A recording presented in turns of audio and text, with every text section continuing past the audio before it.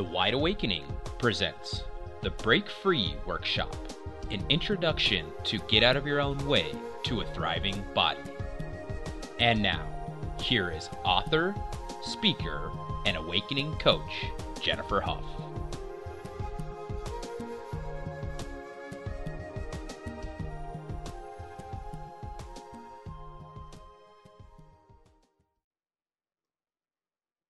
Well, hi there, everyone. Hello. Everyone, welcome to our webinar. Actually, it's a workshop. We're going to be going and doing some exercises today. My name is Jennifer Hough. If you've ever seen me before, welcome, and so happy to have you here. I run around the world teaching a program called Get Out of Your Own Way. For those of you who do know me, yay, we're back together again. Woot woot. So, and we are going to do some juicy stuff today that's, one of the reason why we're doing this workshop is one of the biggest questions we get in Get Out of Your Way and prior to Get Out of Your Way is, how do I tell the difference between my fears about the choices that I'm going to make and my fears skewing my own innate guidance, like my own most powerful connected wisdom? Because if you notice that fears can actually take you off, how do I make sure that I'm clear and I'm neutral? And how do I exercise that muscle so that I become much more, let's say, quick? I think the word is quick, to be able to know what I know. And let me share a little bit of a story. And if you didn't know, the title of today is Why Inner Guidance Can Seem Like It's Hard to Hear or Confusing, or like you're pulled by your brain and then your heart really knows. And then sometimes you make the choice that's more guided by your fears, and then you wonder why it was hard and full of struggle, but then you're getting redirected back to the other one. And then it seems like you took a roundabout route when you could have just gone direct. Like, why does that happen? And how can we transcend that? So I hope that is a subject that is of use to you. We super duper wanted to make sure that we, let's say, did something that would be of total love and assistance to everybody. So there you go. Anyways, I am looking forward to this conversation, big time. I'm going to ask Sonia if there's any comments. Sonia is our program director for this particular workshop. Sonia, if there's any comments or questions that I need to know, if you can send those to me in my text as opposed to on the screen, that would be so helpful. And Sonia will be in the background. She'll be talking to all of you as we go along. So yippee yahoo. Rob is our technical person in the background. That guy has so much love. And we've been talking about you behind your back before we got here. Only good things, though. Only good things. So, by the way, it's also not too late for your friends to register. If you want to send them the link on facebook.com/Wide Awakening, just share it. I know what we do today is they're going to seem like very small shifts, but they're huge, because the future trajectory of having more clarity and shortening the time between your insight and the knowing is so powerful. And we're going to make it highly practical today. You will get a real sense of what it's like to do a little chunk of Get Out of Your Own Way as well. So I welcome your questions. Please do. And Sonia will be updating me with your questions on my handy dandy cell phone. Yippee. All right, guys, let's get it on. No matter where you are in the world, welcome. And if you're meeting me for the first time, I just want to say hi. And my name is Jennifer Hough. And so let me give you a little bit of a background here. Why would this subject even concern me? Well, I want to tell you my story in brief. I was sitting in my office. I used to work for a big multinational company. And I was in the middle of a performance review with my manager, Jocelyn, at this big multinational. And as we were sitting there, what happened was I had this feeling come over me. Now you got to get, I'm the oldest of 3 daughters. I'm normal. I was very shy. I wore glasses. I had acne my entire high school. So I wasn't a real demonstrative person, definitely an introvert to be sure. And so I was sitting in the performance review, and most of it was really good, but it didn't matter. Something came over me. Like I felt something, and it wasn't a voice, and I didn't see signs. I knew. It was the first time that I was aware that I was having a powerful instinct or I was being incredibly guided. It's the first time that I remember that I knew. Not exactly true, because when I was little, I think I was guided all the time. I did all sorts of crazy fun stuff that was nonlinear and irrational. And of course, our parents call that cute and, oh, she's just really creative. I think a lot of you were probably like that too, mate, with your Legos. I was making daisy chains out in fields. I did all sorts of creative stuff that was nonlinear and really fun, but we lose it because we get trained into following very dogmatic premises through school. We have to think like everybody else. So we lose our creativity and we lose our connection to greater consciousness, to your own innate wisdom. So, I stopped being creative because I was more interested in getting it right. Have you ever done that?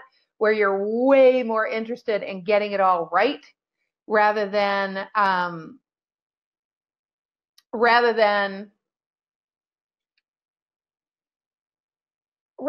really, let's say, how shall I say this?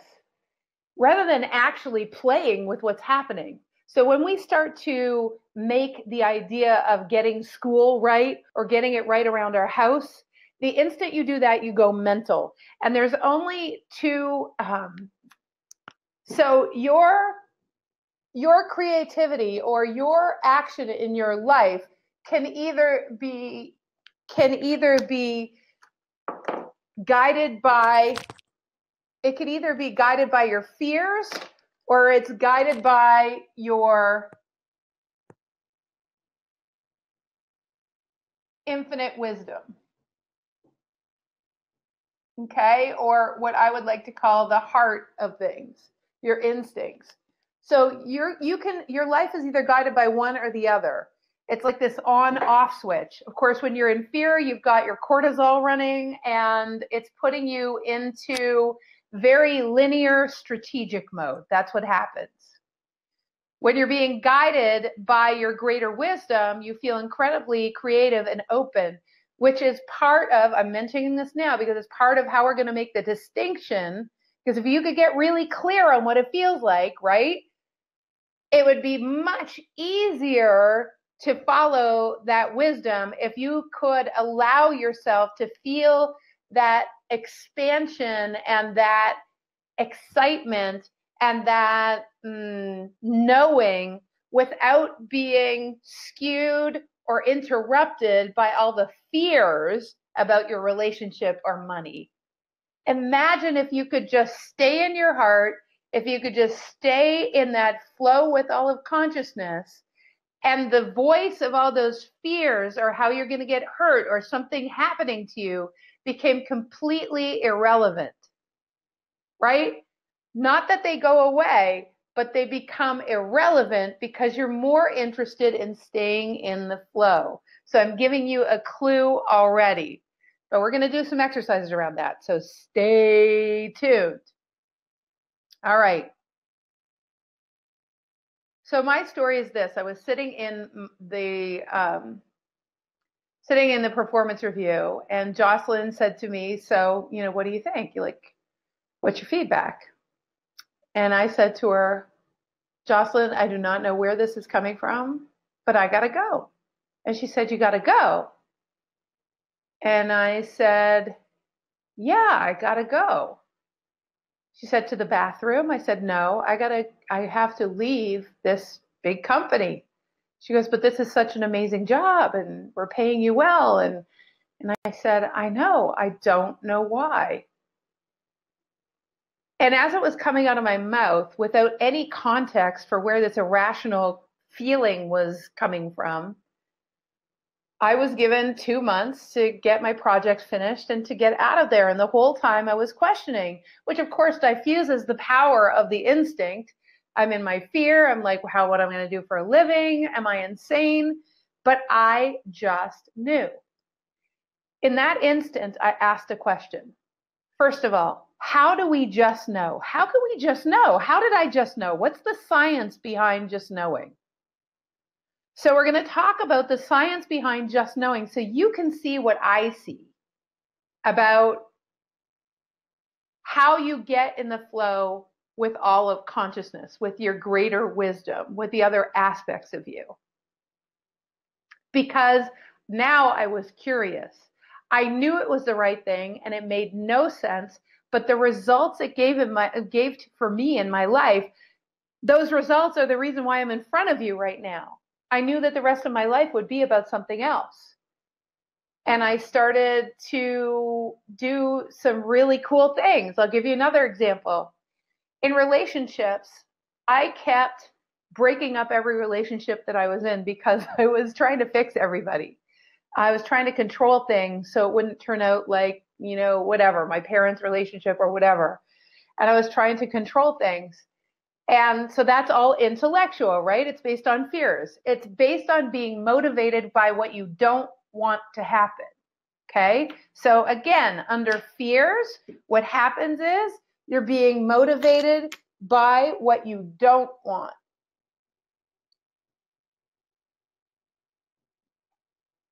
So, and it's motivation. When you're guided by your heart, you're being inspired.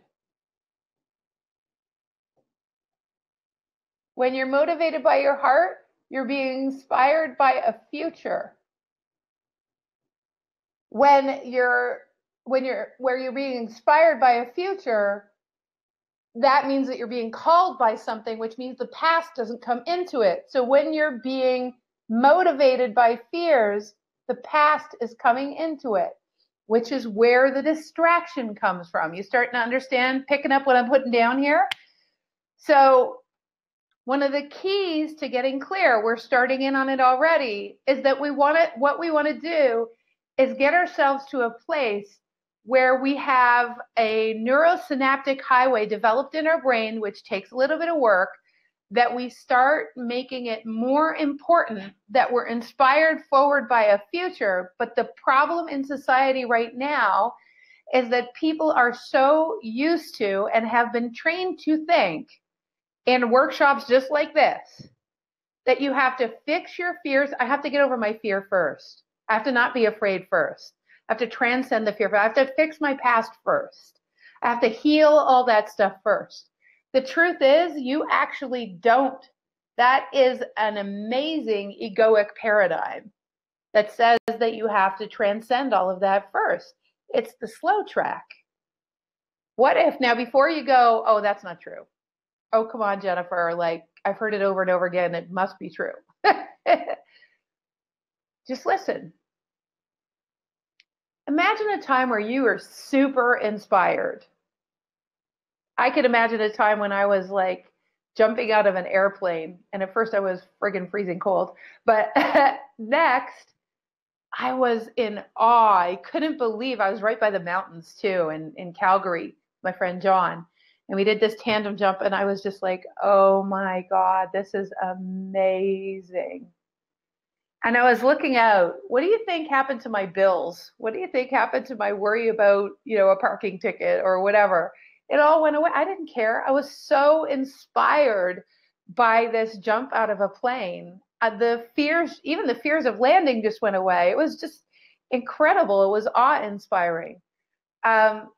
And so when you're in that state, what happens is it's impossible to put energy, to give vibrational juju to things unwanted, things that you're afraid of, things from the past, because you're fully present, being inspired forward.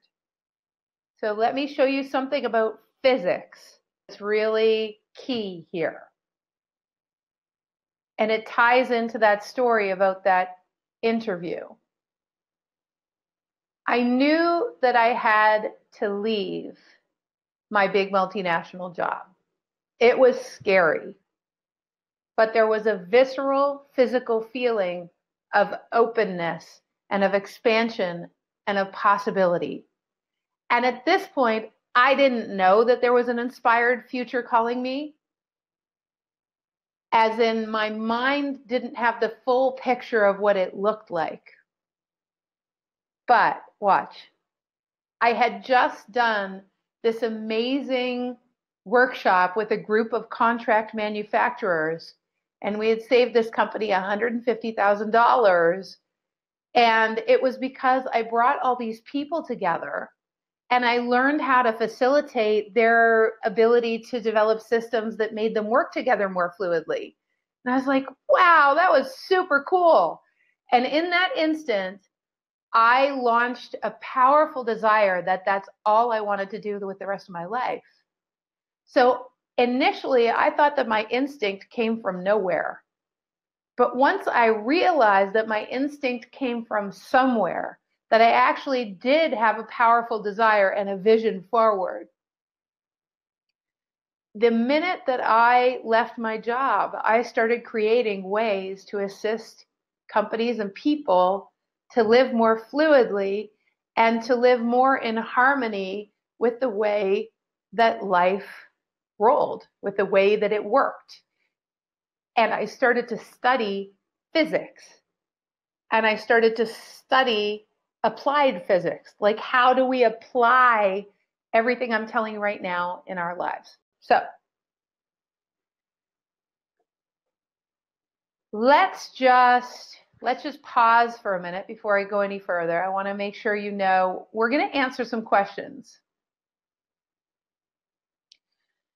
What are the benefits of actually listening to instincts on that level? Listening to instincts on that level, what it does for you is it allows you to be able to have your mind be at peace so that your creative juices can flow and you can have more fun. The second thing is it gets you out of arguments because now you're being inspired forward by a future rather than catalyzed by the past. And of course, when you're catalyzed by the past, physics says that you're going to get more of the past. If the reason why you're trying to create an infrastructure or a life or a relationship a certain way is because something really hurt you, then the whatever hurt you is actually included in what you're trying to create. So have you ever done that? Have you ever been in a relationship where moving forward in the relationship, you're trying to prevent something that happened in the past? That's always not going to end well, because in physics, in your awareness somewhere is still that thing from the past. So it's going to be included in your current reality, and eventually you're going to see the same pattern show up in this relationship, because you're not free, because the way you're operating in the relationship is as a direct result of stuff you don't want from the past, rather than creating something going forward, which will completely take you out of the present where all of this magic that we're talking about is. Okay, so that leads to the second benefit of leading a life that's lived by going direct and by being able to have really clear guidance and not questioning. The second thing is that you are able to feel more love. You're able to find the evidence for how you're being supported more, because you're not being distracted by being afraid all the time. And if you're more present to the love, the cool thing is it begets more love. If you're more present to the love, that's what you're putting attention on. So the cool thing is, just like there's Murphy's Law, I'm going to say that there's Jennifer's Law. And Jennifer's Law, Murphy's Law says whatever can go wrong will go wrong. Well, Jennifer's Law is whatever can go right will go right. And both of them are true. It just depends on which one you want to adhere to. Because if you say that anything that can go wrong will go wrong, the problem is that consciousness hears you say that. And we'll talk about how consciousness works in a second. I'm going to draw you some pictures so that it's super clear for you. So that when we do the exercises and we start to jump in that space, it's just going to get juicier. Just going to get juicier for you, and you'll be able to make sense of the all the signals and all the exercises that we do. Okie pokey. All right. Next is, and thank you everyone who's just joining us too. Just so happy to see all of you here. If you haven't yet typed in your name, type in your name and say hello, just so I know that you're here. I know there's lots and lots of people, a couple hundred people on the line right now. So just, we're all connected. We all got the cosmic phone call from each other. We called each other up and said, let's have a juicy conversation. Let's take this conversation about going direct with consciousness to a whole other level. So that's what we're here to do. Yay. And again, if you know that there's someone that gets really confused or is constantly questioning, constantly in their head, trying to analyze, am I going the right way or the wrong way? And they get afraid. Those are the people, if you want to invite them here, those are the people you want to invite. So you can go to facebook.com/Wide Awakening and just share that link and they can register. All right. And hi all over the world. Hello, hello, hello. And in freezing cold Ottawa, Canada, which, by the way, that's where I grew up, Kathy. All right. So the next benefit of being able to go direct is this, that your results become a lot more faster. What kind of English is that? They become a lot more evident. You see the results much more quickly. And the other thing is you start to understand the language of consciousness. A lot of times people are looking for, I don't know, they're looking for a sign and the problem with signs is wherever your vibration is, you're going to get a sign that matches your vibration. So, I'm just thinking of, so listen to this, everybody just listen, because this is really powerful, what I'm about to say. So at least once a year, we have a client who says, well, you know what? I got really uncomfortable with where my thinking was going based on, some of the challenging questions you asked in a program, say. And, my body started getting really scared.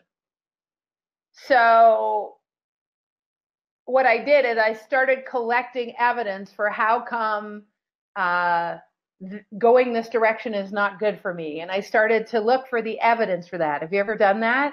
And this person started to see that this was going to cause her to question her relationship, and it was going to cause her to make some changes around her finances, and she got kind of flipped out. So what she made up was that instability wasn't good because she had fear inside of her, which very much related to her past. And so she made up a more comfortable thought called, I'm just going to stop everything, because that's what wisdom is telling me. No, your fear is telling you not to fly forward, because if you actually got congruent in your relationship and you actually got congruent about your monetary flow, you would be in the flow with the whole universe. And your mind is really scared because it's not really sure how to get your relationship to where it needs to be. And it's not really sure how to use the tools of consciousness to do that. So your ego or your fears say, then it's much easier to go this direction and control everything rather than go this direction and find out what you don't know that you don't know. So that's a huge thing that you start to transcend as you start to be able to go direct with consciousness. Do you guys know what I mean? So just so incredibly powerful to be able to not be pulled off track by your fears and to be able to stay in the receptive mode and allow yourself to get answers. So next is, and by the way, this person that I'm thinking of from about a year ago, she now stayed in her relationship. What she did was she had a conversation with me. We had this amazing conversation about her guidance, and we got all of her fears out of the way and had her just listen. And she started to listen, and she realized that there was a whole different relationship awaiting her, and she was inspired by that vision. And we had her actually co-create the vision with her sweetie pie, the inspired future. And her sweetie pie was totally enrolled, and he became more of a fan of the movement forward than she was. And they created this incredible relationship. And she can't even tell me to this day. She has a hard time telling me what her fears were that had her so paralyzed. And the second thing is, love and money are intertwined. They are inextricably intertwined. So when we start constricting our ability to expand into a level of love that we've never experienced before, we also constrict our ability about our financial flow and about every flow, of course, which I'm going to explain in a way. But that's why we discount what we hear. We'll talk about more reasons. That's a big reason why, because we don't want the past to happen in our future. So we discount it as soon as we see something that looks like the past. Listen, this is a key point. What we're talking about here, and I'm writing down because I'm going to summarize all these points at the end. What we're talking about here is be fascinated. So this is tool number 1. Be fascinated by the fears that come up, because at this stage in human evolution, the fears are coming up not because you should let them stop you. They're coming up because the solutions you need, listen, consciousness is at a place, and we're all at a place as a group of human beings, where when something comes up, a fear, a way of being that stops, a protective mechanism that stops you. Oh my gosh, I can't do that. That reminds me of my dad. Or, oh my gosh, I can't do that. I remember someone that went bankrupt doing that. Or, oh my gosh, whatever it is. If I do that, I can't do that because I might fall over the cliff somehow. The fears are now coming up such that they can be seen for what they are. And the fear would only come up if the solution was readily available. I'm going to say that again. It is not a cruel universe.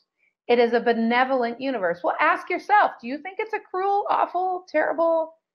See, physics isn't awful and terrible.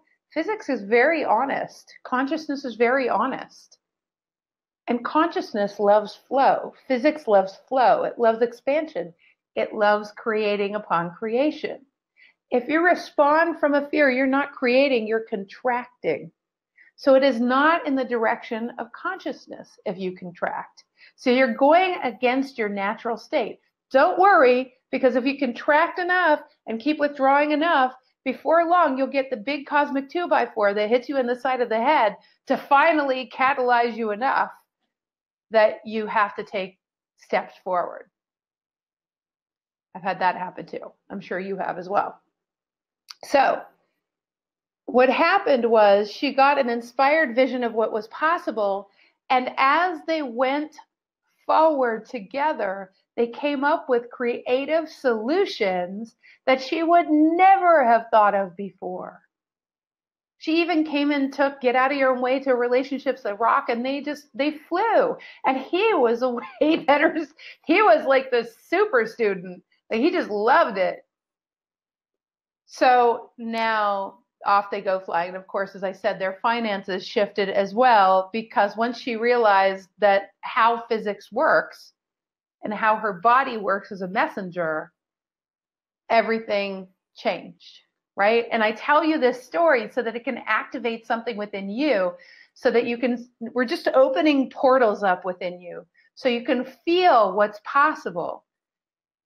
We're not used to exercising that muscle because so many of our practices are around, well, I have to get over the thing that's stopping me first. You actually don't. That is the slow route. This is a paradigm shift. This is one of the differences in our work. Our work is all about transcending thousands of beliefs at a time by rocketing yourself forward such that all of the stuff from the past starts to lose its charge for you. Then it's so easy to transmute. Then it becomes easy peasy to transmute the old. And that's what we do and get out of your own way. So, all right. So now, someone just asked a really good question about apathy. What if you don't feel fear? I'm going to say that we'll get to that. That's a great question. There's a Q&A portion. I'm going to get to that. That is a fantastic question, actually. So I will definitely answer that. Okay, so here we go. So the next piece of this, the next question that we're answering as we're going along is, why would we not hear all of our, can we just like quantum leap? Can we just like quantum leap and get to the place where we just hear everything, where we're guided constantly? I call that state a living meditation. In other words, your life just becomes a living meditation. The ultimate aim of the work we do at the Wide Awakening is all about full embodiment, which means you stop trying to control your reality and all you want to do is dance with your reality. But you have to learn the language, right? So is it possible? Yes. Is it possible to download everything you need to know all at once? I'm going to answer that question with some pictures. You're going to think that this is long-winded, but I promise you it is not. The mastery of being able to listen to consciousness at the level that we're talking about here and to trust that movement forward without doubt is possible for everyone. There isn't a single person it isn't possible for. The factors involved in how quickly you embody this ability, the first factor that will skew your ability to fly forward is if you had a very unsafe past. When you had a really unsafe past, you want to know the answers. And a lot of flying forward, there's some tools to get around this, which, we teach and get out of your own way to a thriving body. But the tools to get around it become even more important. So one of the factors is how unsafe you perceive your past was. A second reason why we don't let it all in is because our bodies are wired a certain way.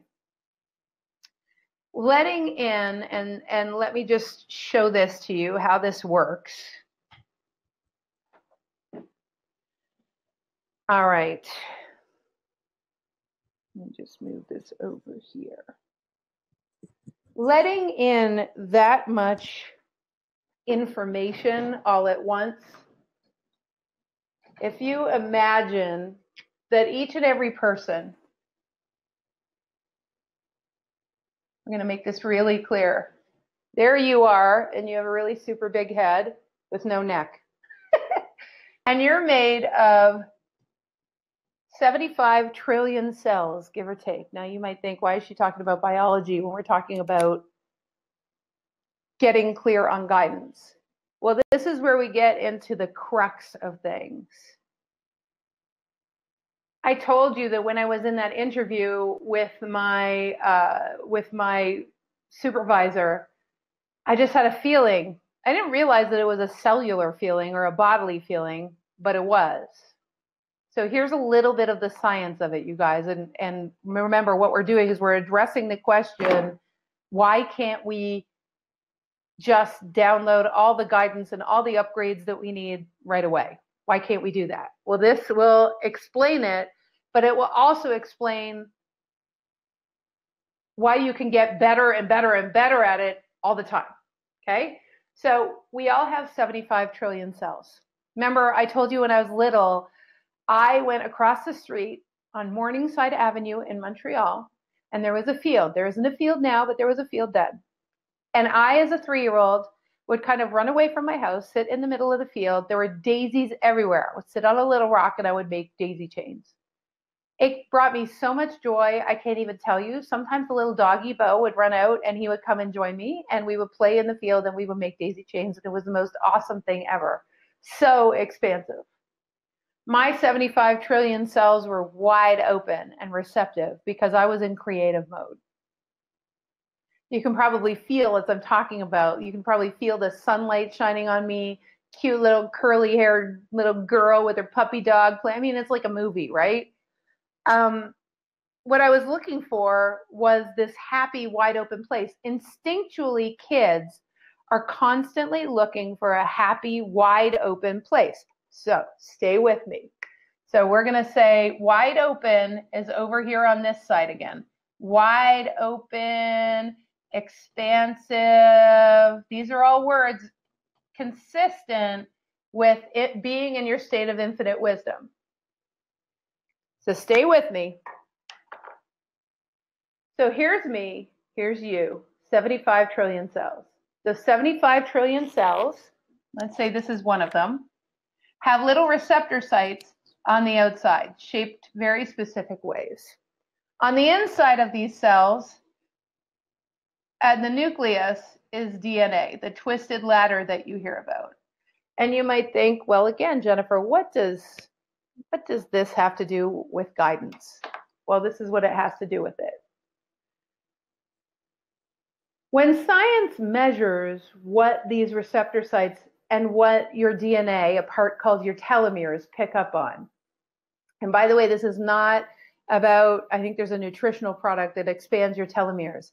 When you hear what I'm going to talk about now, you'll know that you don't need to spend that money because everything in your body gets better with use.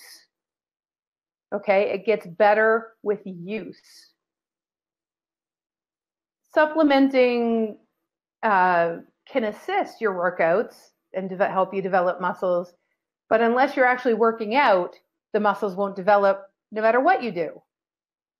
What we're going to talk about is working out your connection to source. So this is where it gets juicy. Everything in the universe at some level is made of particles of light. That's not a woo-woo concept. Remember, I grew up as an economist, and then I became a nutritionist because I got very sick and I tried to get myself better. And so I studied science and biology. So I'm naturally a very, I want to know the reasons why, and I want to know that there's an explanation. And I'm highly skeptical. Maybe you are too. So as I was examining the idea that we have 75 trillion cells, give or take, I found a couple of studies, and there have been so many studies since then. I just saw another one recently. This is 15 years ago. There were no studies. This is me tapping into my knowing, finding some answers. It's so, so powerful. Your cells, when they did these studies, it showed that your telomeres on the end of your chromosomes, you don't even have to know what that means. Your chromosomes are part of your DNA. At the end of each strand of DNA are little telomeres. Our sender-receiver satellite dishes. These receptor sites also receive. You also give out messages through your cells. So you're sending and receiving through your telomeres in your DNA, and you're sending and receiving through your skin on the outside of every cell. But what they found out is that the receiving of information, they thought it was all biochemical. They thought like little chemicals, little hormones, little this, little cortisol, whatever was coming into the cell. That's what was acting on the DNA, blah, blah, blah. And so you get the body that you get, or you get the sickness that you get, or you get whatever it is. However, what if, not even what if, this is what the study showed. Depending on the research, 80% of the exchanges between the receptor site, or the outside skin of the cell, the membrane, and 80% of the information or chemicals or activity that occurred with the telomeres, the accurate word is activity with the telomeres, was definitely so far looking like it might have been, the chemistry of the body. What was going back and forth was the cells talking to each other. That's how your body operates in pure harmony, right, with itself. And it never lies to you. But what they noticed is that they could not explain between 13 and 20% of the activity because it wasn't happening in 3D. It was not atomic. It was not molecular. It was subatomic. So what they started to do is experiments to figure out what that was. And what happened was, and as a seer, I saw this before even any research came out, not to blow my own horn, but more like it kind of freaked me out when I saw it, that our bodies are exchanging little light particles all the time. Remember, fundamentally, everything is made of light. That's not up for debate. That just isn't is. But why? What's contained in the light? What's the big deal? Who cares? Well, the light contains geometries and frequencies that contain information. Your cells, 20% of the time, 75 trillion cells times, umpteen strands of DNA, sets of chromosomes with little sets of telomeres on the end, 2 little telomeres, are sending and receiving photon packages of light from consciousness, and you're emanating information through the photon packages of light back out into consciousness. And what I started to see is that that's how we get instincts. That's how the information of knowing what we know, or being guided, or having an instinct, that's where it came from. That's how we become intuitive. We speak that language with consciousness and with each other. That's how, when you're around someone, and you just know that you don't like them, or they've got something off, or they're a little bit incongruent. Have you ever had that happen? Where you're around someone? So I want you to think right now in this workshop of a time where you've just known something was off with someone, like they were just full of it, or you didn't like them, or there was danger. How do you know that? Maybe you didn't even know them before and you just knew. Or even conversely, you're around someone. This happened to me with Maya Angelou. I didn't even know who she was. And the instant I saw her, my heart just opened up. I went, wow, that is, and I didn't know how I knew that. I didn't even know who she was. Of course, afterwards, I certainly did. And I was so grateful that it validated, what I felt. But those feelings, that is the language of consciousness. So one of the most important things about this conversation right now is that the language of consciousness is not something that we practice often.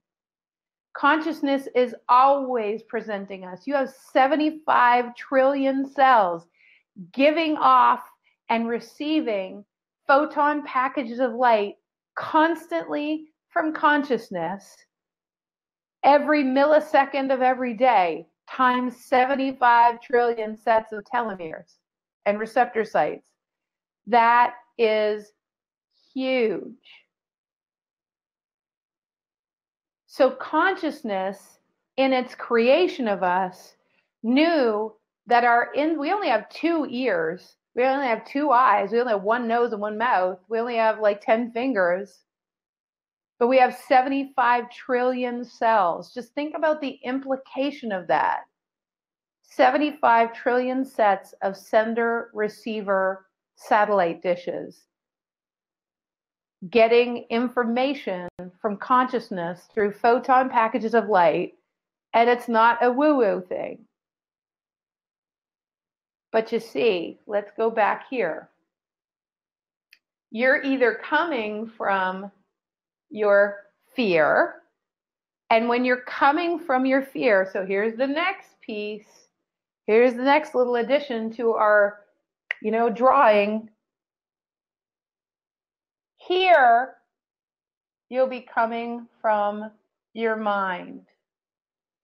Here, you'll be coming from your cells, or you'll feel it.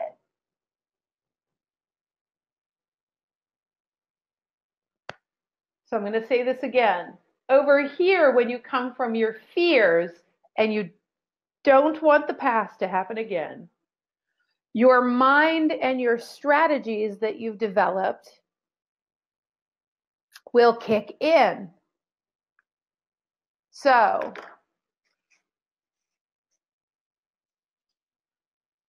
now, and I'm so glad Jennifer Milton, who just made a comment. I hope this is giving you a little bit of better explanation. So now let's talk about when you come from your mind. Listen, I've never shared this before, actually, when it comes to instincts. This is the basis for a massive journey. Everything we're talking about in this workshop is the basis for a massive journey of being able to go direct with consciousness.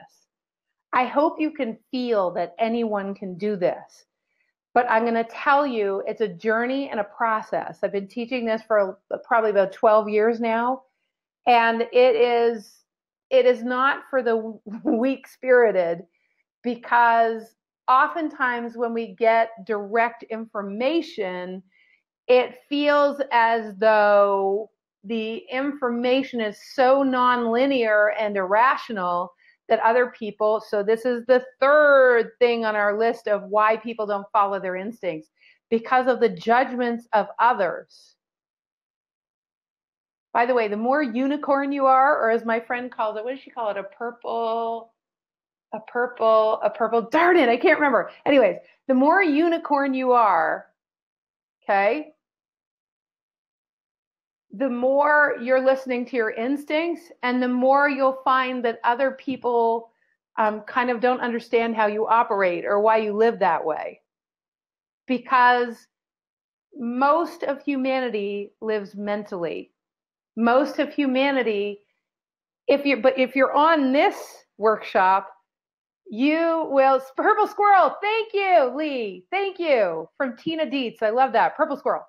So most of humanity lives in this idea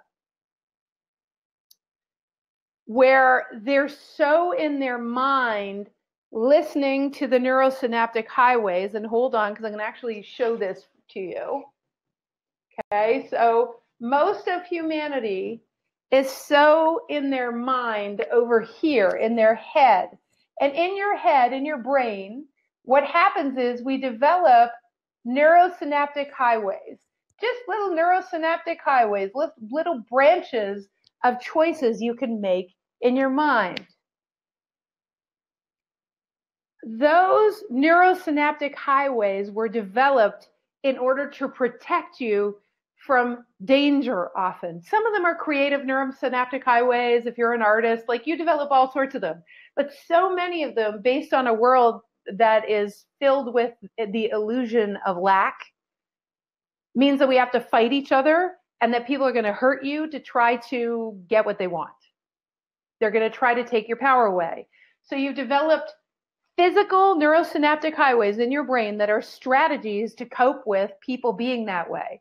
And then what happens is you make up these beliefs that people really are that way. So now you practice those strategies even more because you think that it's true, even if it hasn't happened yet.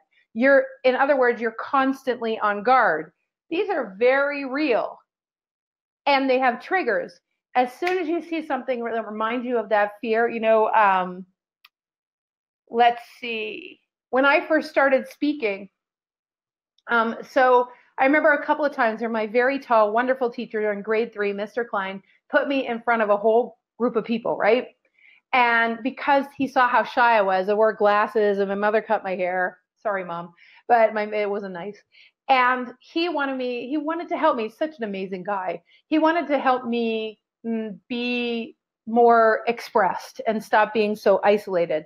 So what he did is a couple of times, and if he, God bless him, a couple of times he put me in front of people, like in high jump, because I'm really tall. He let me go last, and he thought if I would do the high jump and do really well, that it would let my self-expression shine, because I would be happy that I would make the high jump higher than anybody else. But it had rained, and I ended up going right over the blue mat and landing in a pile of mud on the other side, and my entire class laughed at me. So shining for me became this really horrible thing. And he put me in a couple of circumstances whereby it was really apparent to me that shining was not a good thing. And so I developed these neurosynaptic highways called don't put me in front of people. I would rather be in the background. So as soon as it looked like I was going to be seen or I was going to be in front of people, I would freak out. I would be like, oh my God, I don't want to do that. What happens is people judge me and assess me, and people hate me or people laugh at me, and I don't want to do that.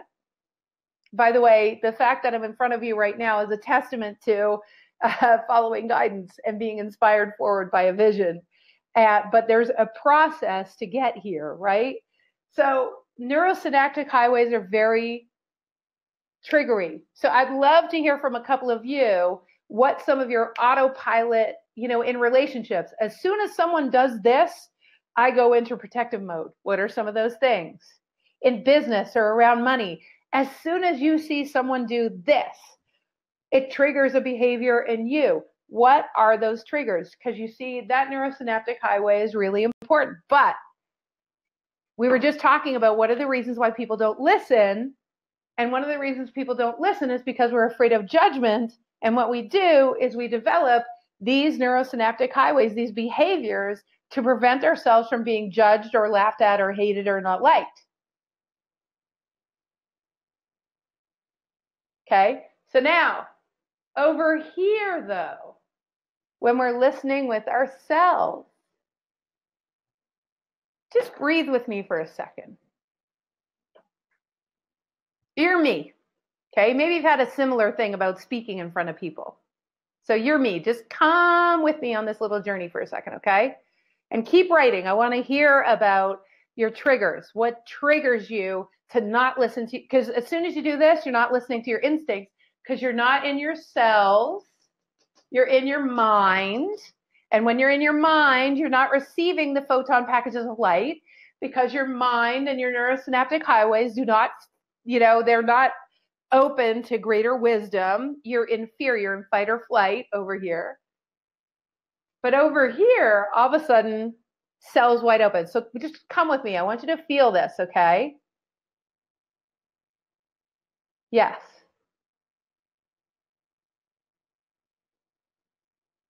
So you're me. And now you're 13. And there's a class presentation. Now, some of you, this might be your reality, so you could use your version of it. And you've had these examples from when you were 7 and 8 years old of like being in front of people and, trying to shine your light and putting yourself out there, and all you got was laughed at, right? So then what happens is you get in front of these people and you're supposed to do a presentation based on your opinion about stuff, and you're supposed to speak about it out loud. So everybody just come with me for a second. What's the instant visceral feeling inside your body if you're me? If you have these neurosynaptic highways, that in your brain you have a trigger that as soon as you're in front of people and people are going to see you, what's the thought? What is the instant the trigger, see your fears, your fear body, what Eckhart Tolle calls the pain body, will actually trigger an instant neurosynaptic highway, and you'll think that it's true that you have to protect. So just think of where you go. So what I would do is my mind would start to strategize about how I need to get out of it. That was my neurosynaptic highway. I became very creative around how I became so creative at making myself sick that I could, like, making myself look like I was sick, that I actually started to become sick. I actually manifested in my body the biochemistry that made me sick so that I would not have to get up and do that talk. Right? What if, and I'm telling you this because right now I'm communing with you, and clearly I'm in front of a couple hundred people, and I'm inspired. Like, I want to share this with you. I can't, like, there's a whole journey to go on around having mastery around this that, like, just lights me up and makes me so excited to share it. Hope you can tell. Because if we could all live this way, if we could all go direct without doubt, without being pulled by these fears, if we could transcend and have these triggers matter like this much instead of this much, your innate wisdom would govern your life, and you would be in concert with the entire universe expanding forward. Do you know how juicy that is? Kara, thanks for feeling me, sister. And Sonia too. Right? Do you know how powerful it is when it's not that you get rid of the fears? They're neurosynaptic highways. They're in your brain. But what if you could create an overriding neurosynaptic highway that got you excited every time an old fear would come up, such that this third little idea of judgments and assessments would completely, this trigger would just not matter anymore, because you would actually have an entirely new way of looking at things, such that your cells would be free to tap into infinite wisdom. That would be pretty friggin' awesome, would it not? So, I mean, definitely in an hour and a half, we are not going to be able to talk about the full process of being able to do that. Let me just say that after having been through the ups and downs and the roller coaster and the bashing my head against the ground, because I am such a curious being. I'm such a, like, I am type A, triple A about the science of all of this and about understanding the practicalities of how you apply it. Because after I had that instinct when I was in Jocelyn's office, I'm like, what just happened? I just made the most, I mean, my parents flipped out. You just left the most amazing job with the most amazing benefits to do, like, what are you doing? And I would not even be talking to you right now if I did not follow that instinct. We wouldn't be here together. We wouldn't be having the conversation about telomeres and cells and the things that stop you. Isn't that crazy? So, and I have so many examples of things like that. So many, many, many examples. By the way, it's how I met Oprah. Is that not the coolest thing? So, but it's not about material things happening in your life, although that it does help material things happening in your life. It's more about getting into your flow with happiness and fulfillment. Okay, so the things that stop us from being in our cells depend on the amount of lack of safety you had in your upbringing, the result of feelings, the amount of volatility in your upbringing. And as a result of those safety issues and volatility, what happens is you become controlling. You try to control your circumstances all the time.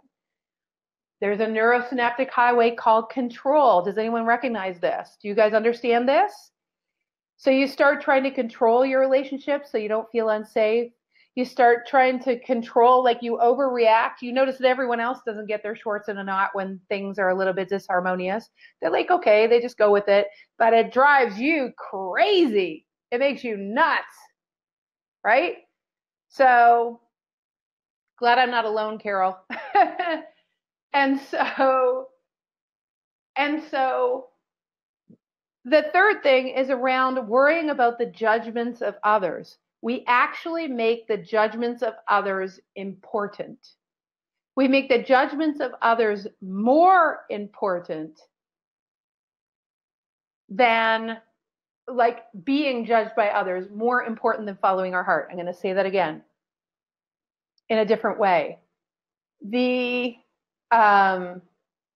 Yes, Christina, I know that you have never, ever tried to control anything, ever, for sure. So she says with her tongue in her cheek. So when we get into those places where we are controlling, you're in your mind. Because it takes us to our neurosynaptic highways, out of our 75 trillion cells, and has us develop strategies that become wired into our brain that we think are really important. A trigger for that comes from the mother consciousness. Many of you will recognize this, that we get trained very early that it matters that people bigger than us or with more status than us approve of what we're doing. We get trained into it in school. We get trained into it with our mothers. We get trained into it from every direction. So what happens is we do something they don't like, and we're just training a dog. The dog sees that we don't like something it does, and we tell it we don't, that is really unacceptable, which the dog just interprets as that behavior is really unacceptable. But for a human being, as a child, we personalize everything. In childhood development models, you have to understand that everything is about us when you're at that age. And so what we hear is, you're unacceptable. Like your way of being is unacceptable.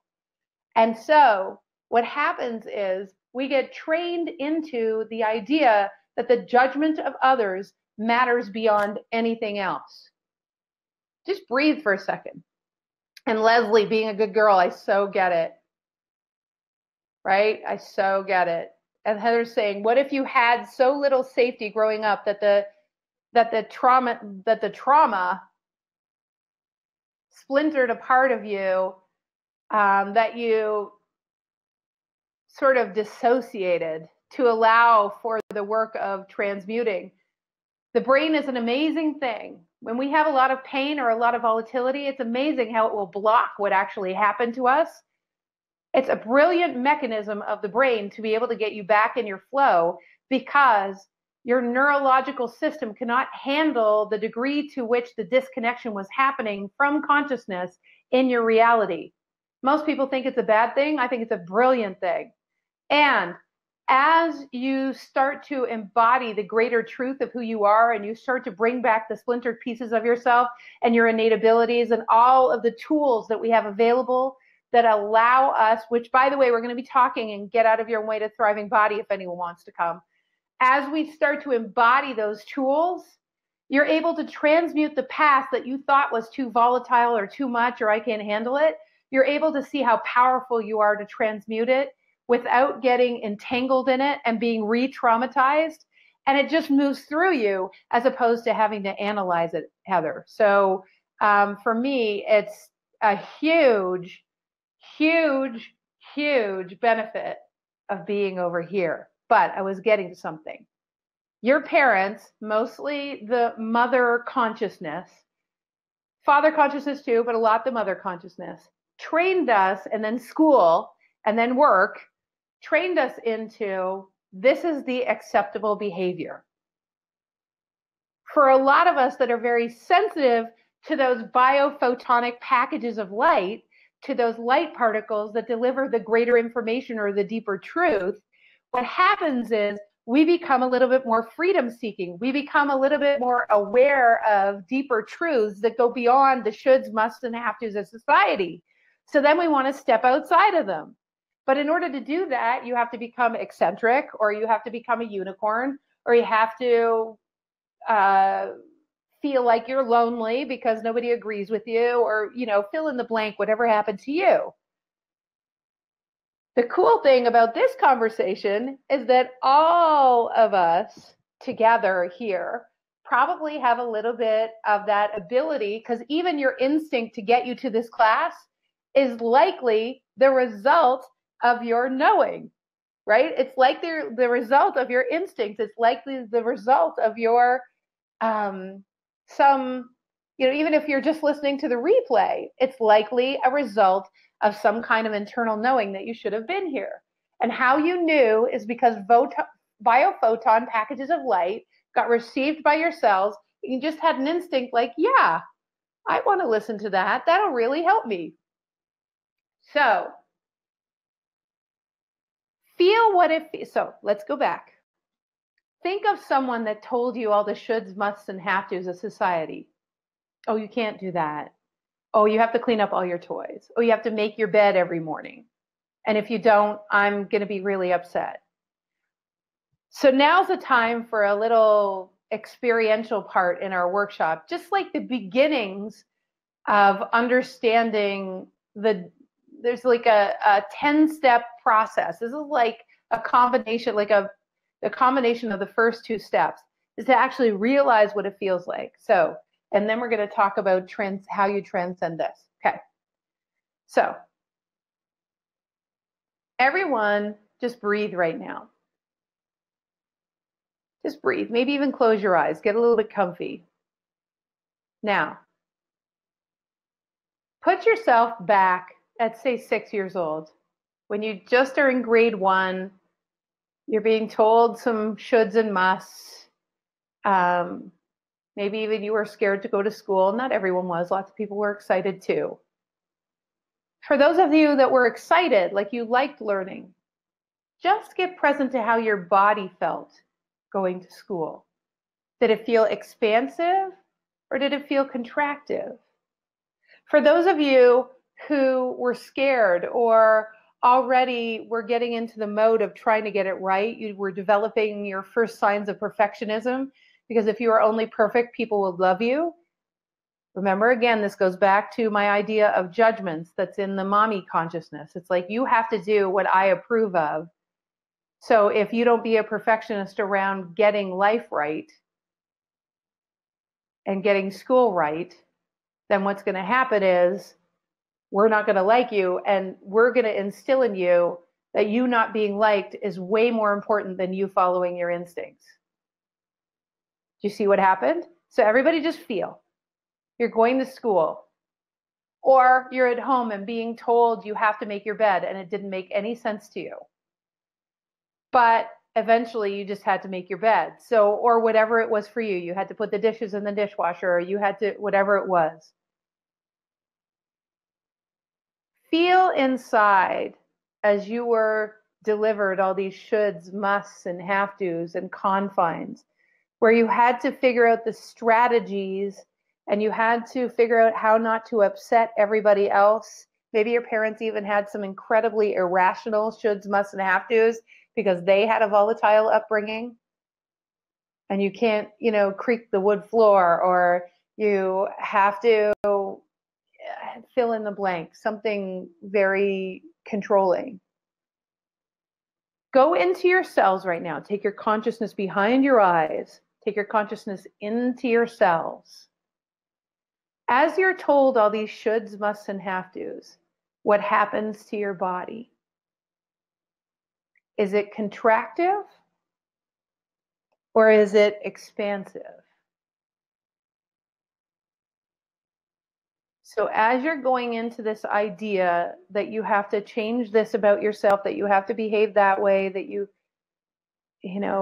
have to this, have to that, your body has to look a certain way, don't get fat, don't be too thin, all of that stuff. Is your body contracting or is it expanding?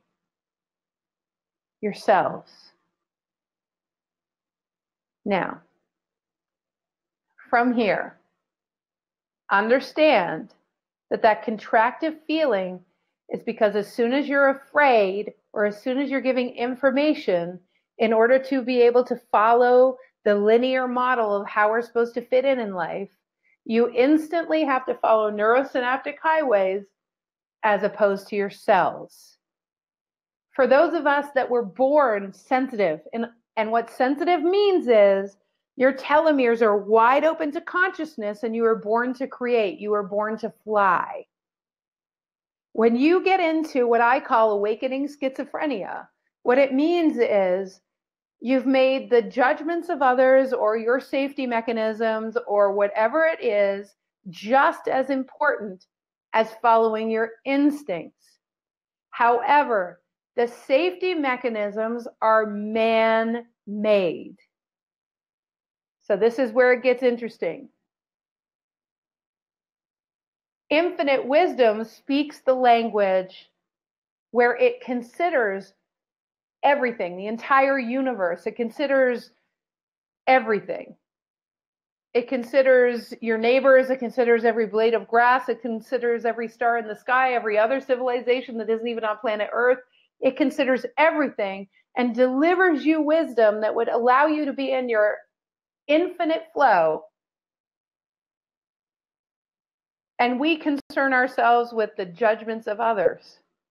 Kind of weird, isn't it? So now you can see. I'm going to give you another scenario. I'm going to recreate a childhood for you that's going to give us a trajectory. So we're going to do a little bit of that work of doing an inspire. We're going to recreate something, and I want you to feel the difference in your body. And what we're doing is we're activating your ability to be able to, we're starting the journey of following your instincts your default. Okay, are you guys up for it? Would you like to follow your instincts as your default and not doubt them? It would be nice, right? So just breathe for a second.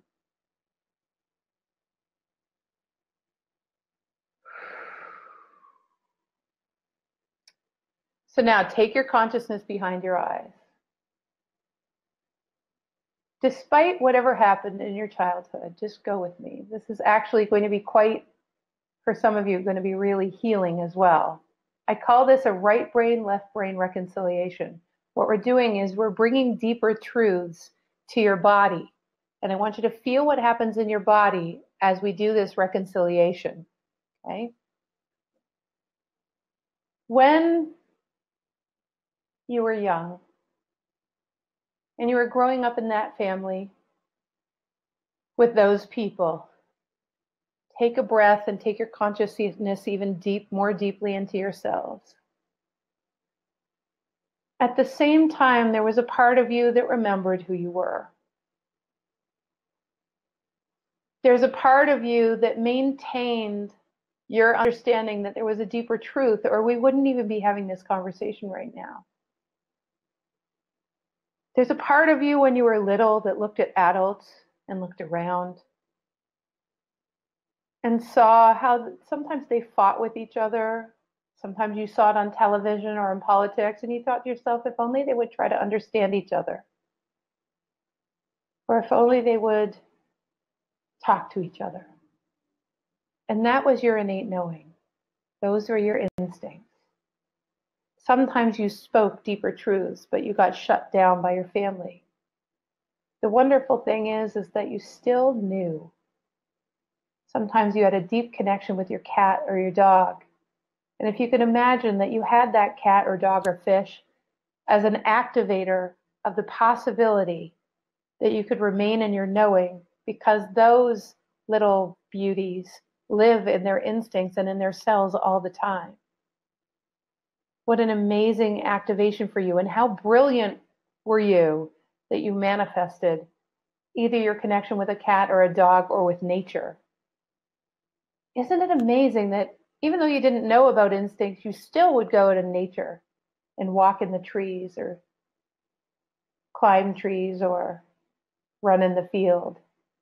There was something real. There was something heart-opening. There was something expansive. It's not that you don't have instincts. It's not that you ever lost them. You cannot lose them. What we're doing right now is we're activating the fact that they've always been there. Even that favorite auntie you had, or that wonderful friend you had growing up that saw you for who you were, those were all your angels and your guides delivering to you someone that would just put in there a little shiv, a little something that would keep the door to your remembering a little bit open, that you're entirely loved and adorable. Isn't it great that in the midst of whatever was going on in your life, there was always, for some more and for some less, but there was always a reminder that love is all there is, and that perhaps you are waiting for one day where we would have a conversation that you could open to all of that, that you could remember that it was always there, that you could remember to remember, that in fact, you never actually forgot. It just got really, really well practiced to put your fears and safety and the worries about others' judgments ahead of your instincts. But imagine that today, at a whole new level, perhaps that you've never felt before, today is the day where you have the opportunity to say to yourself, which choice am I going to make? I wanted to hear something that would, change me today. So how would I answer the question, I wonder? If I had the choice to listen to all of consciousness, the wisdom that creates worlds, and then if I had 75 trillion mechanisms that were connected with that information, that's how seriously creation took the ability of human beings to create, that we would be guided constantly. That it's actually not that you don't know how to do it, it's just that you're unpracticed. Or maybe you're a little bit practiced, but there's so much more. Or maybe you're really well practiced, but you want to be a Jedi master. But it's all possible because there's a science and an art to it, but there's a science to it. And anyone can do it. And you can even feel right now that you can do it, that it's possible. You just have to learn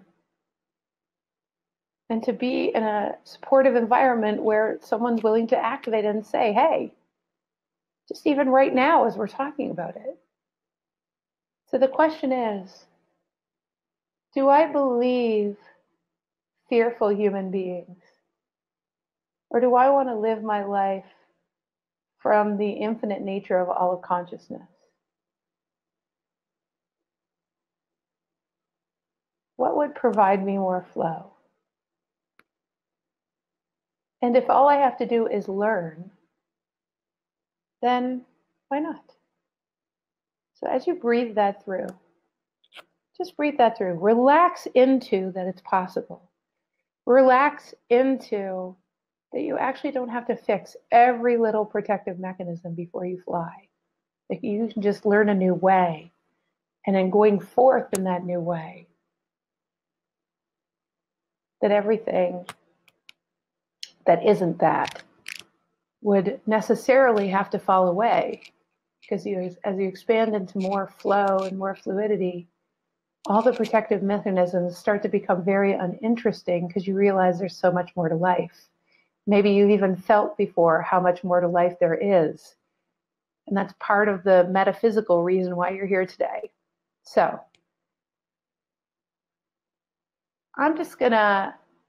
what we're gonna do is there were some powerful questions. I know that I love one question that came up around what if you feel apathetic? And then my dear friend Maria asked a super powerful question. One of her questions was, what if I think I'm too far gone?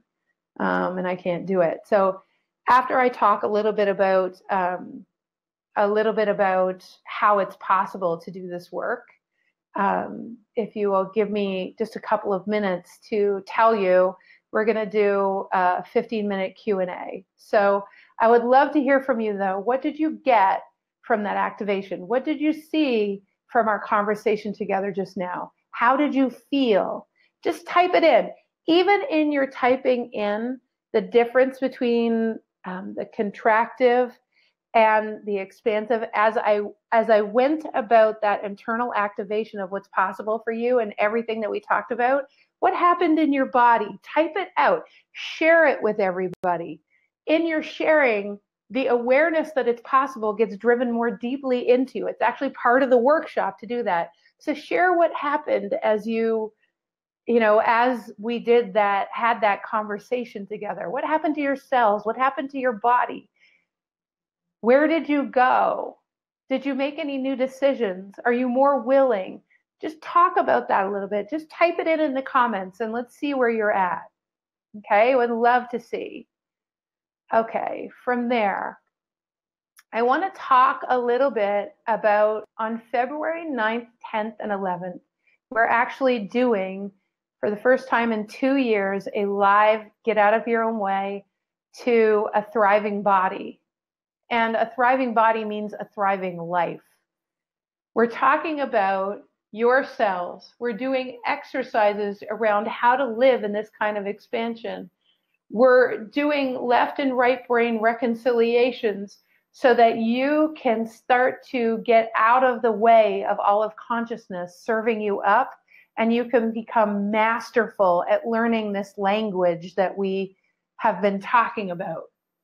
It's about living from an inspired future, not because we want to create, lots of people create inspired futures, but what we want to line up with is that the inspired future that matches your trajectory for your piece of the puzzle of heaven on earth gets activated such that it starts to dilute and crowd out all the fears.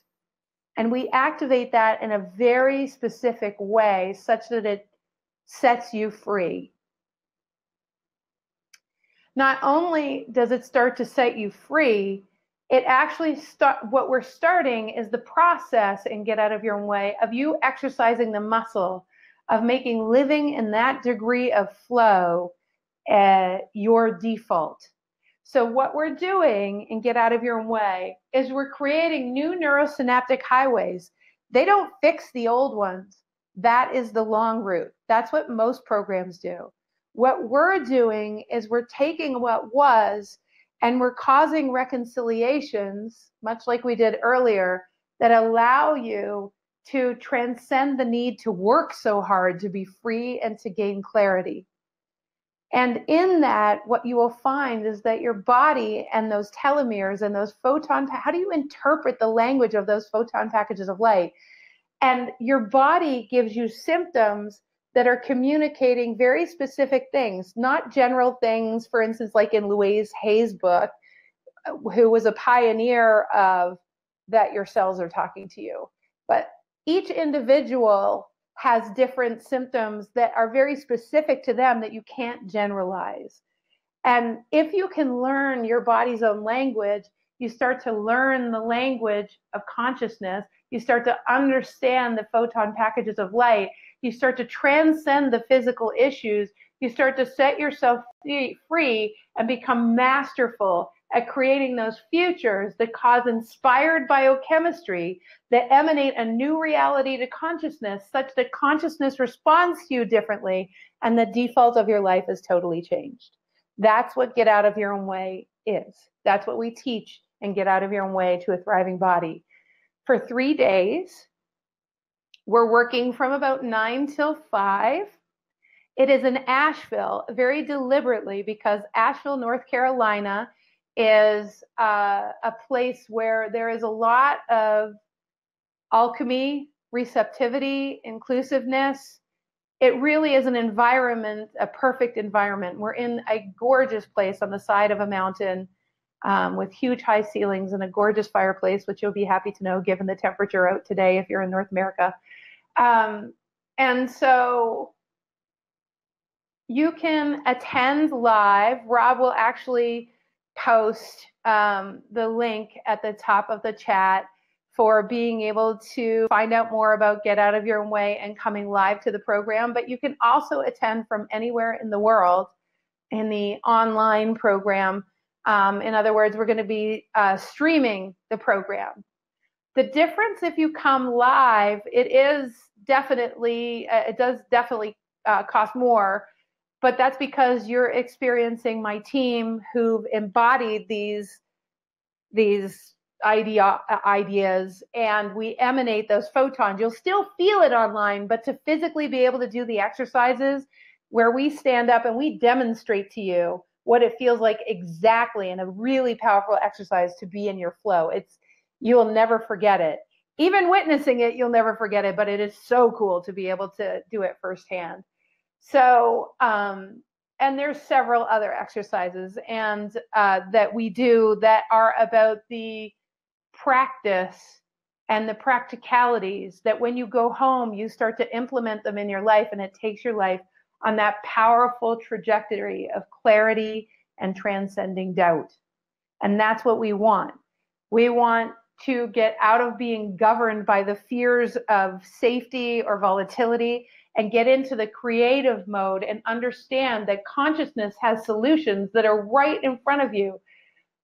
But it takes shifting your awareness.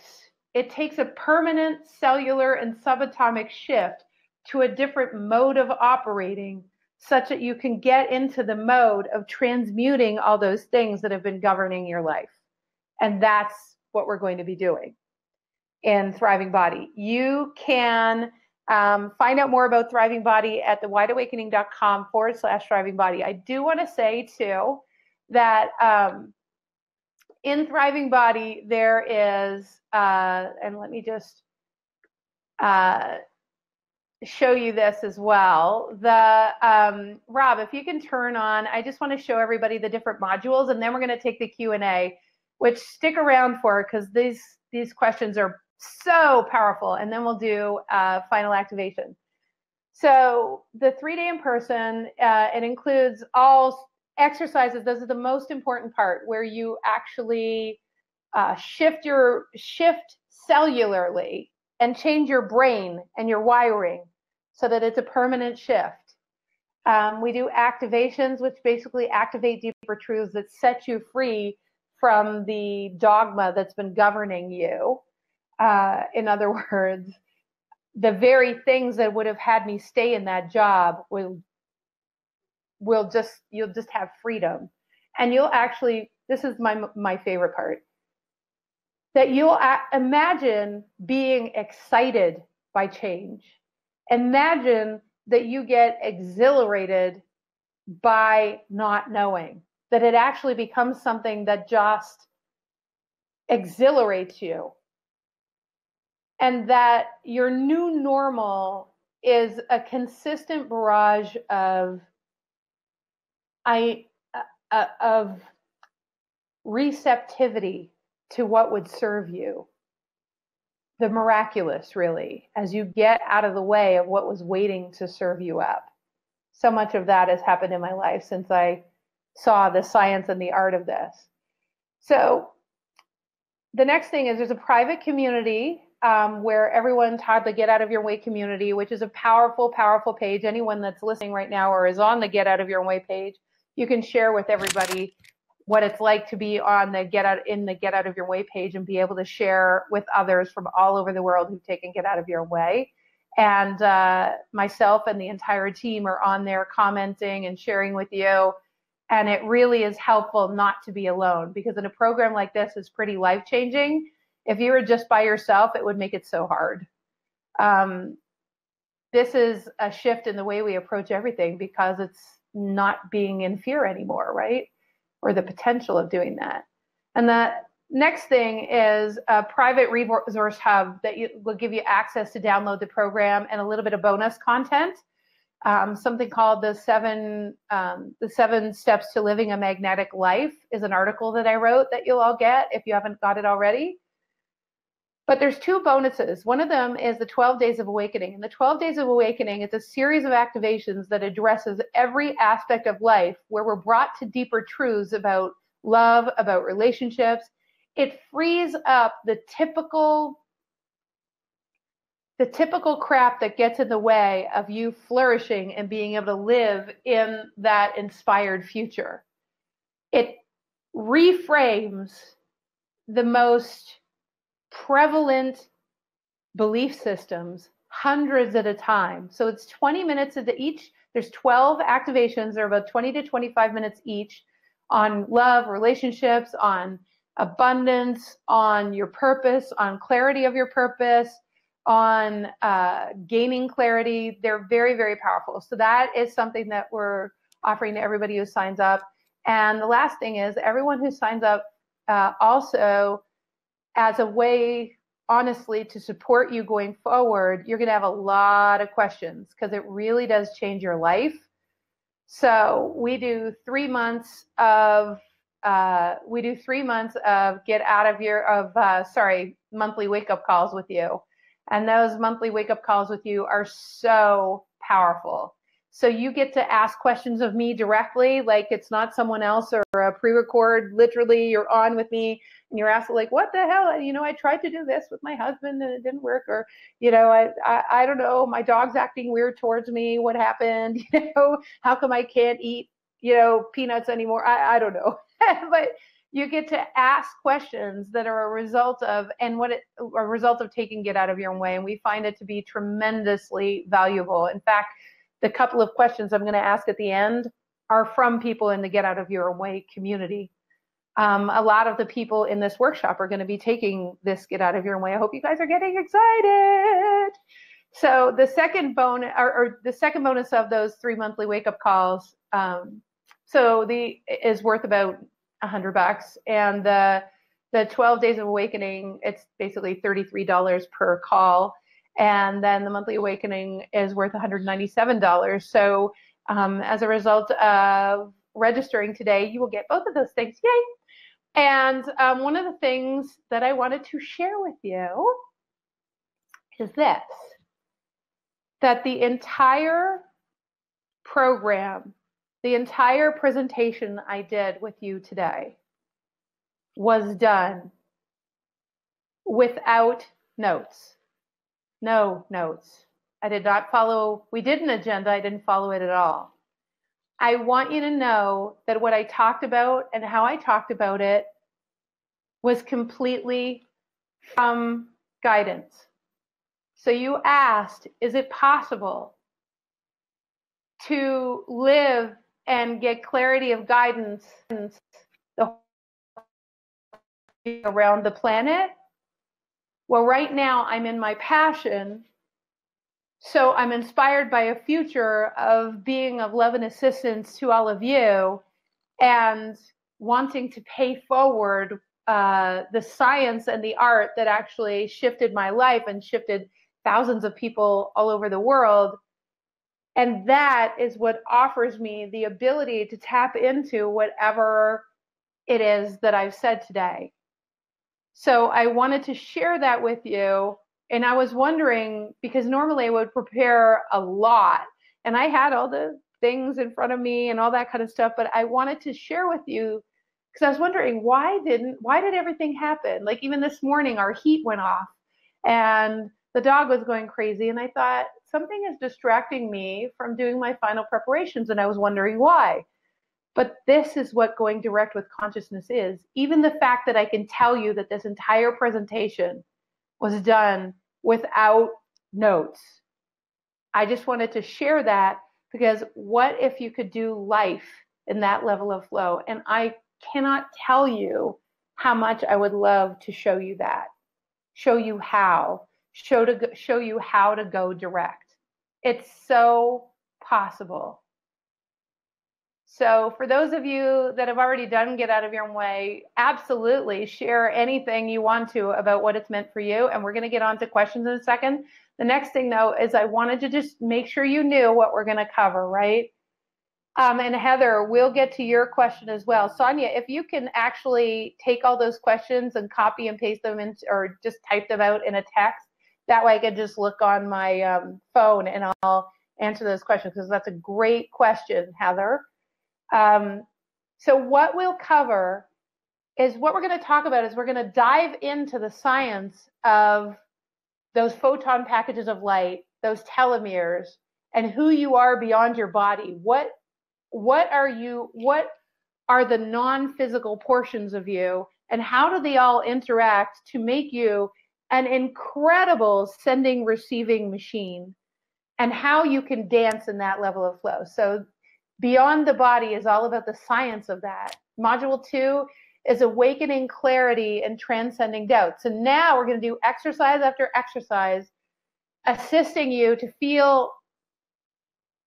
develop the neurosynaptic highways of getting yourself over to that expansive state, and then demonstrating again the contractive state, so that it becomes so clear, and all of a sudden you start to be wired for, well, I'm really only interested in being over here, and it starts to become your default. In fact, you start getting excited when you don't know, as I said.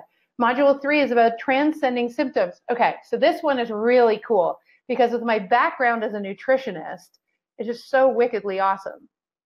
As a nutritionist, the symptoms become the voice of infinite wisdom. And as we dive through them, we stop being frustrated by our body, or being annoyed by the fat or the love handles, or really getting feeling powerless about our depression. We start to actually look at them all with curiosity. And as we dive in from a place of expansiveness, you'll start to get answers about what's going on in your body. The cravings, all of it, anxiety. We're going to have an incredible conversation about that. So next is the language of your cells, which is, so module 3 and non-module 4 are doing a lot of what I just said. It takes a lot, so we're going to need 2 modules to be able to finish that up. And then module 5 is the infrastructure for living a fluid, expansive life in a thriving body. Okay, so if you want a fluid and expansive life, living in a thriving body, what that means is, how do you make this way of living your default so that you can be in your flow? And more importantly, how do you transition everyone in your life? Because a lot of times people say, oh my God, I can't, that course sounds amazing, but what if I change so much that, everyone doesn't recognize me, or, what if my spouse doesn't do it? I mean, I think I might lose my spouse over this one. No, you won't. I promise you that everything that we do will only cause you to have more connection with people you love, not less. You will only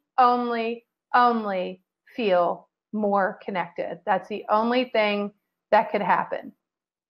So, and Kathy, Cindy, and Heather, I would love to speak to your points in a second. Module 6 is a Q&A. All of this, so that's where it gets really juicy, and that's where we ground and we install and we do some things to assist you to take this out into your life and make it effortless, so that it's not some program like often happens where it's like, oh my God, it was so amazing. And while you're there, it's so amazing. I am not interested in the least. That's why there's the community page and why there's 3 months of wake-up calls. I am so not interested in a me too, oh my God, rah, got my inspiration on kind of program. And my entire team knows this.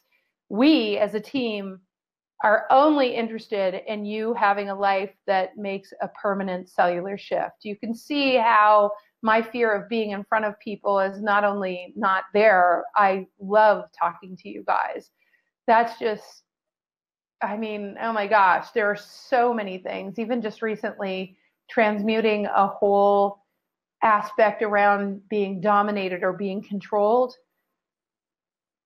just disappearing through this work in my own body. So I really and truly cannot wait to share. And the power of that physical group is just something else.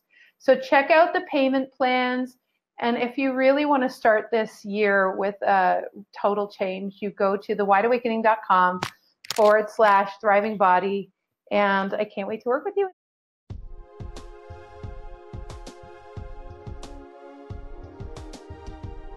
Thank you for joining us for the Break Free workshop. For more information on Get Out of Your Own Way to a Thriving Body, please visit www.thewideawakening.com/thriving body.